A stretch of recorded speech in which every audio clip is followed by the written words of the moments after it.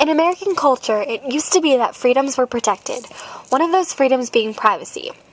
The right to have your home and private life kept from others, strangers. People used to hold privacy high on their priority list, wishing to vote without prying eyes and have conversations without worrying someone else was listening. Then what happened in the bedroom started to be exploited. Clothing became more and more revealing, and sex no longer was an act that came with marriage.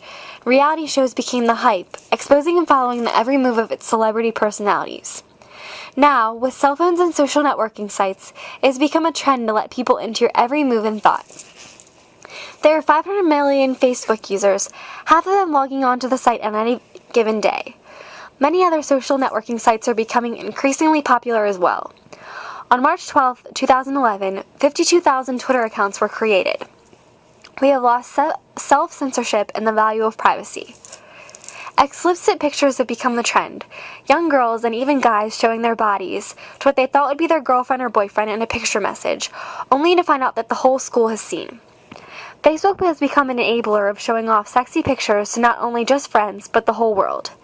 In a survey conducted by the National Campaign to Prevent Teen and Unwanted Pregnancy, 1 in 5 people has posted or sent an explicit picture to his or herself to someone else via cell phones or the internet. Twitter has become the avenue of being able to say things you normally would not. They've all created new pathways to bullying and criticisms. Cell phones should be used to communicate. Now that they are so advanced, it is easy to talk with loved ones far away, check emails, get alerts from your college, and surf the web. However, they should not be used to send naked pictures to the guy you've been dating for a month, and eventually to the whole school. According to the National Campaign to Prevent Teen and Unwanted Pregnancy, 44% of both teen girls and teen boys say it is common for explicit pictures and messages to be sent to someone other than the intended recipient. Facebook should be a way to keep in touch with old friends, make new ones, and professionally network, not post explicit pictures for everyone to comment on or to bully or bash someone. Twitter should be a fun site where you can see what other people are thinking, and not used in a way to say hateful things to another person that you could not say to their face. In a statistic provided by the National Crime Prevention Center, nearly 40% of all teenagers with internet access have reported being bullied online, and of these children, only 10% told their parents about the incident.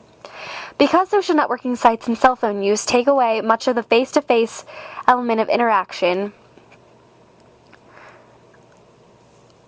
teenagers suddenly have the guts to say hurtful things to others. Although the insults and unkind words are not said in person, it still does not make them any less devastating. If we do not crack down on these sites, we could lose more people to cyberbullying than ever before. Suicide is the third leading cause of death of young people. 25% of teens have been reportedly bullied through the internet and cell phones. According to statistics reported by ABC News, 160,000 kids stay away from home every day out of fear of being bullied. We could use Jennifer, who had dreams of college and now has a pornographic website because a man got a hold of her pictures and said that she was beautiful. Girls as young as 7 are often recruited online to be teen models, to pose provocatively in underwear and swimwear. The fee charged for accessing these websites average on $10 to $20 a month. We could have young girls and young guys being fined or sent to jail for the production and distribution of child pornography. And we would have so many teens and young adults, our future, using the respect of their future bosses and coworkers, being out of jobs, and losing the professional ties they could have had. On these social networking sites, we could beef up the security of what information, what pictures, and what comments are seen and who can see them. These social networks could use rules such as, if naked or explicit pictures are on the page, the account will be deleted, and those who are under the age of 18 will be reported. Parents, teachers, and community authorities should be informing teens of the legal consequences of minors and those in possession of pornography of minors. According to the Norton Antivirus Protection, a company devoted to internet safety, 22% of teenagers say that their parents have never talked to them about how to protect themselves while using the internet. This must be changed. It is crucial for teens to know the serious consequences of revealing personal pictures and information to others through cell phones and social networking websites. Authority figures such as teachers and parents must also explain what the court sees as pornography and how serious it is.